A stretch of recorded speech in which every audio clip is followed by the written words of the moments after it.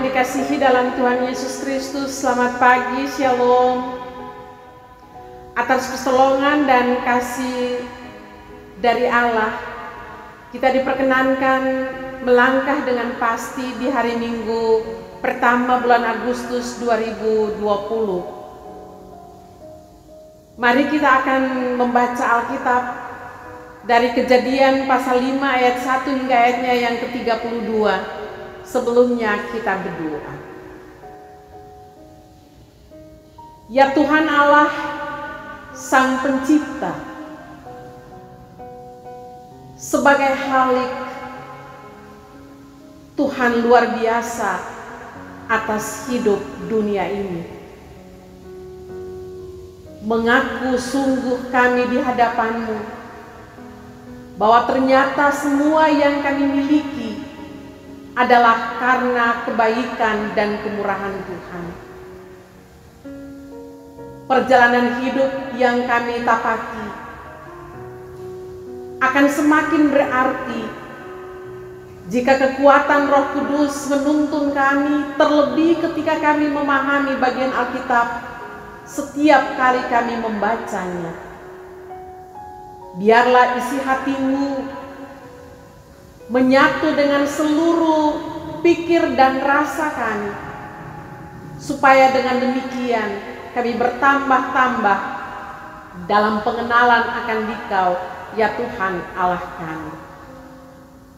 Ya Yesus Kristus, firman yang hidup, berkenanlah kiranya seluruh pengertian yang ada pada kami tentang kebenaran sabda akan memberikan kepada kami jaminan bahwa kami tidak sendiri menjalani peran sebagai gereja, baik pelayan maupun umat. Oleh sebab itu, berkenanlah kiranya kami dimampukan senantiasa dengan kuasa Roh Kudus itu, supaya kami semakin diperlengkapi melakukan hal-hal yang baik. Dalam nama Tuhan Yesus Kristus, firman yang hidup, kami berdoa kepada Bapa di sorga. Amin. Begini bunyi bacaan Alkitab, Kejadian 5 ayat 1 sampai 32. Keturunan Adam. Inilah daftar keturunan Adam. Pada waktu manusia itu diciptakan oleh Allah, dibuatnyalah dia menurut rupa Allah. Laki-laki dan perempuan diciptakannya mereka. Ia memberkati mereka dan memberikan nama manusia kepada mereka pada waktu mereka diciptakan. Setelah Adam hidup 130 tahun, ia memperanakan seorang laki-laki menurut rupa dan gambarnya, lalu memberi nama Set kepadanya. Umur Adam setelah memperanakan Set 800 tahun, dan ia memperanakan anak-anak lelaki dan perempuan. Jadi Adam mencapai umur 930 tahun, lalu ia mati. Setelah Set hidup 105 tahun, ia memperanakan Enos. Dan Set masih hidup 807 tahun setelah ia memperanakan Enos, dan ia memperanakan anak-anak lelaki dan perempuan. Jadi Set mencapai umur 912 tahun, lalu ia mati. Setelah Enos hidup 90 tahun, ia memperanakan Kenan. Dan Enos masih hidup 815 tahun setelah ia memperanakan Kenan, dan ia memperanakan anak-anak lelaki dan perempuan. Jadi Enos mencapai umur 905 tahun, lalu ia mati.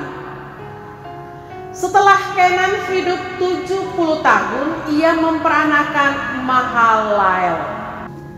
Dan Kenan masih hidup 840 tahun setelah ia memperanakan Mahalael, dan ia memperanakan anak-anak lelaki dan perempuan.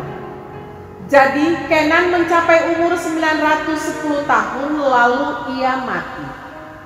Setelah Mahalalel hidup 65 tahun, ia memperanakan Yared.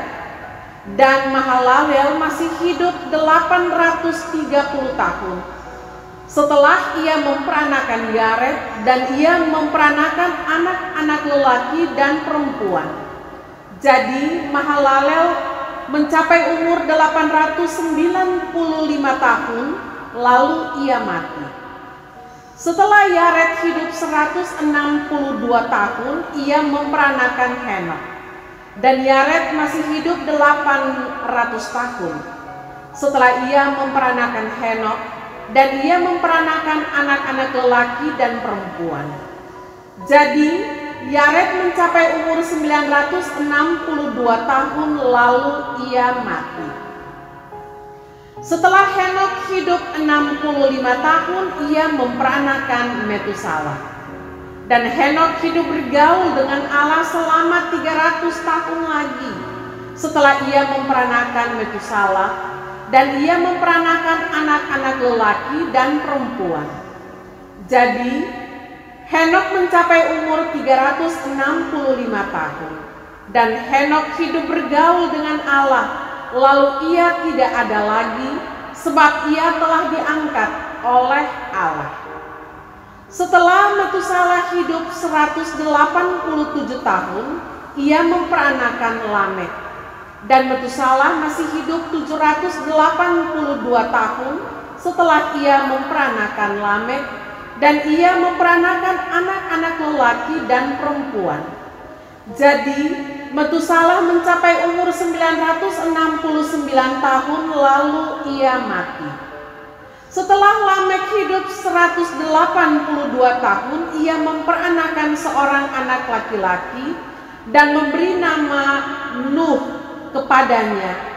Katanya, anak ini akan memberi kepada kita penghiburan dalam pekerjaan kita yang penuh susah payah di tanah yang telah terkutuk oleh Tuhan.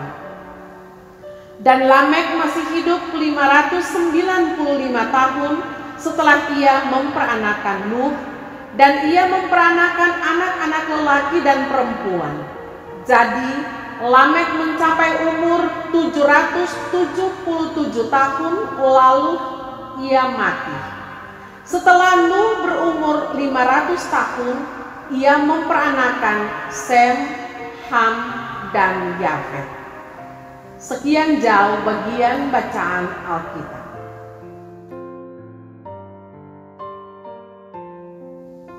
Persekutuan jemaat yang dikasihi dan diberkati Tuhan,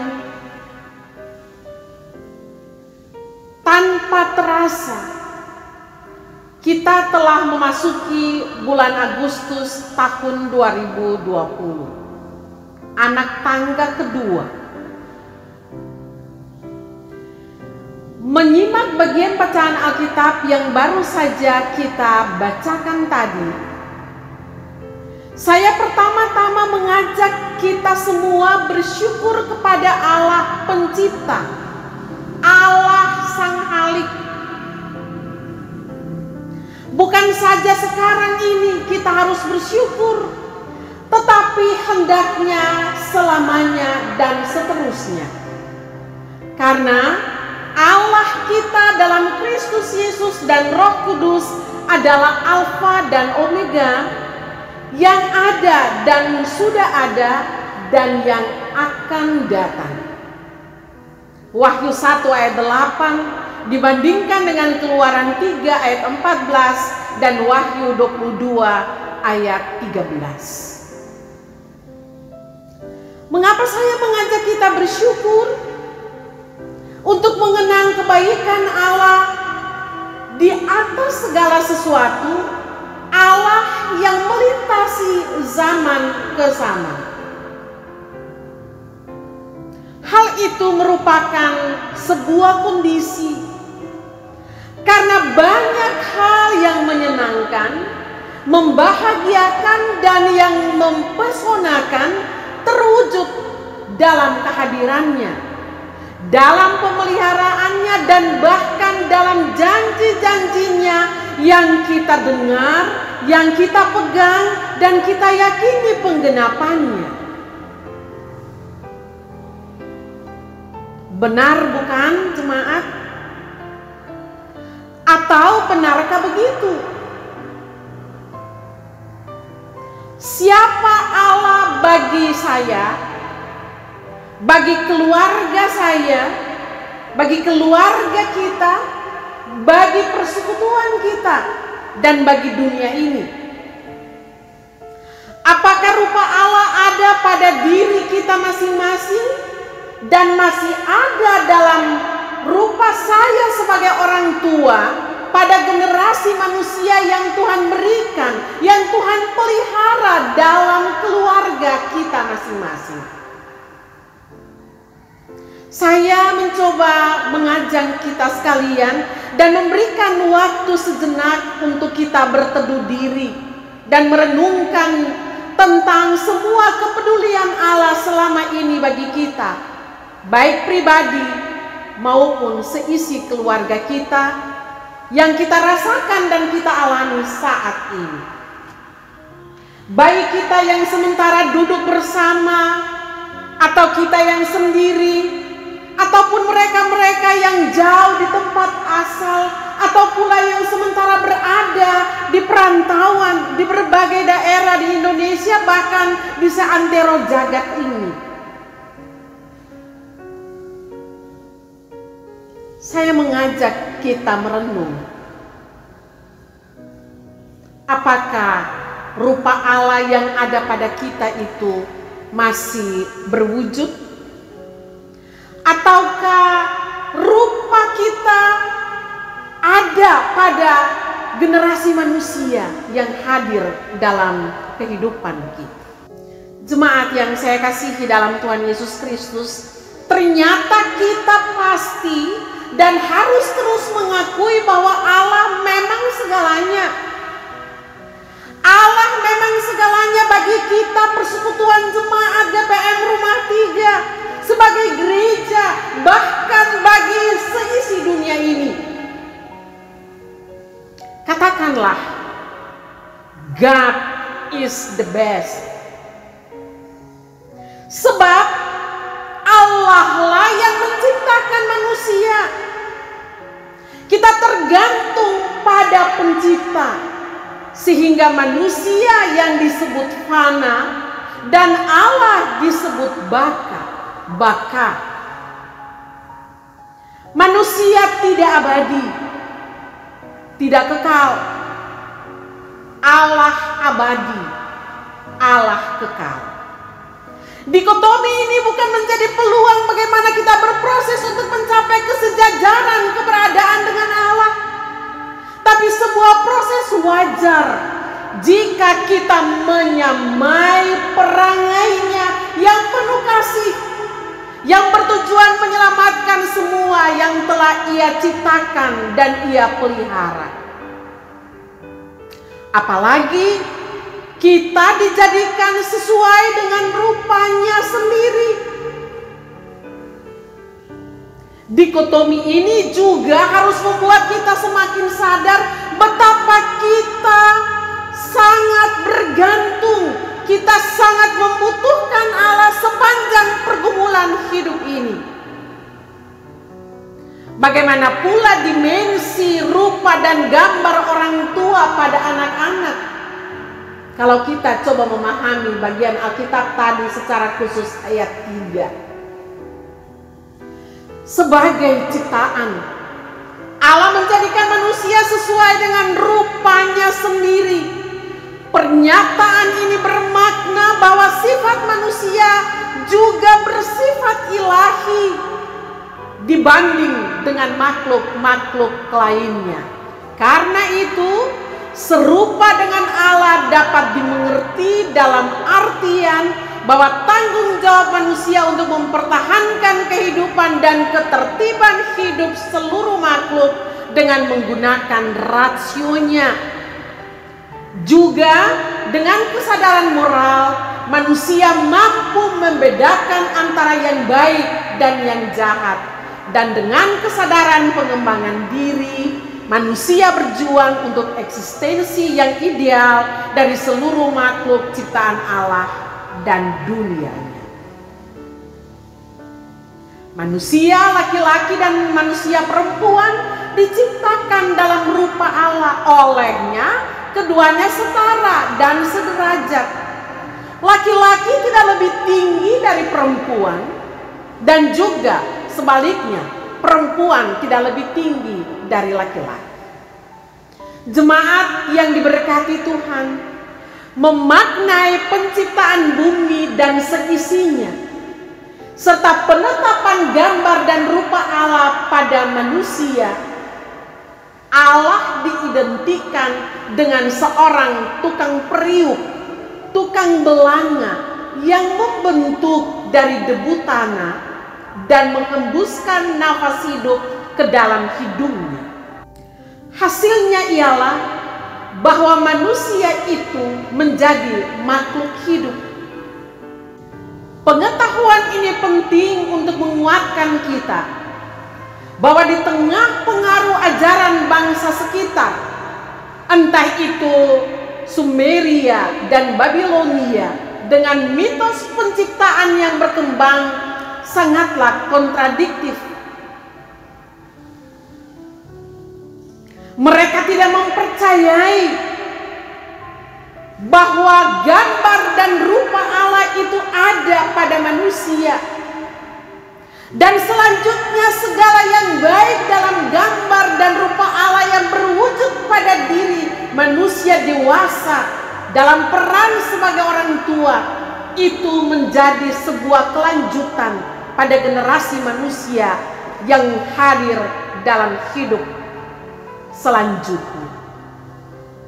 Kalau kita manusia semua yang telah diberi tanggung jawab untuk terlibat dalam karya besar Allah untuk merawat, memelihara dan mengembangkan alam semesta ini demi kepentingan bersama, perjalanan waktu membuat kita tidak boleh melupakan hakikat kemanusiaan kita yang adalah ciptaan. Terbatas tapi juga berbatas terhadap Khalik, juga terhadap alam, supaya jangan kita menjadi makhluk manusia yang lupa diri, namun harus selalu ingat diri. Bukankah hidup kita dibatasi waktu?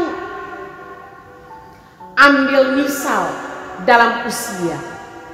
Adam 930 tahun, Set 912 tahun, Enos 905 tahun, Kenan 910 tahun, Mahalalel 895 tahun, Yared 962 tahun, Henok 365 tahun, Metusalah 969 tahun, Lamek 770 tahun, dan Nuh 950 tahun. Usia yang sangat panjang, lalu menunjukkan bagi kita bahwa dalam keterbatasan tertentu, pada akhirnya mereka mati. Masing-masing mereka punya perangai dalam kedekatan-kedekatan tertentu dengan Allah. Mereka sangat mengagungkan Allah, mereka sangat dekat dengan Allah, mereka sangat menyelami Allah.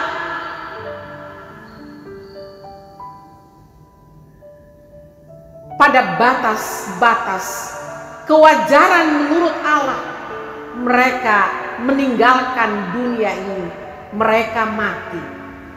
Artinya sehebat apapun manusia, entah kayanya, entah kuasanya, entah terkenalnya, pada saatnya ia akan meninggalkan dunia ini. Ia mati. Itulah kefanaan manusia. Manusia itu fana.